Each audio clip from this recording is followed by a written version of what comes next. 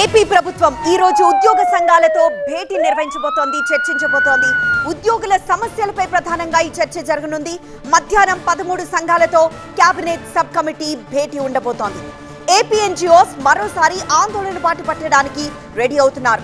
గతంలో ప్రభుత్వం ఇచ్చిన హామీలు నెరవేర్చలేదని వాళ్ళు ఆరోపిస్తున్నారు. 12వ పీఆర్సీ కమిషన్ పట్ల ప్రభుత్వానికి చిత్తశుద్ధి లేదంటున్నారు.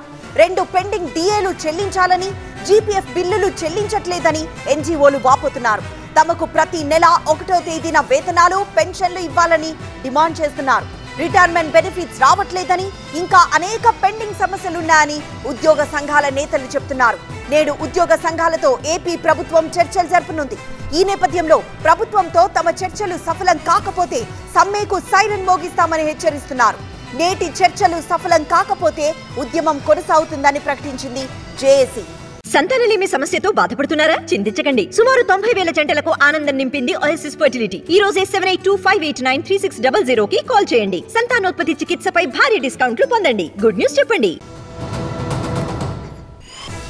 జేఏసీ సెక్రటరియట్ సమావేశం వేసుకొని ఏ నిమిషంలోనైనా కూడా మెరుపు సమ్మె చేయడానికి సిద్ధంగా ఉండాలని కూడా కేడర్కి విజ్ఞప్తి చేస్తున్నాము. మరి ప్రభుత్వంతో చర్చలకి వెళ్తాం.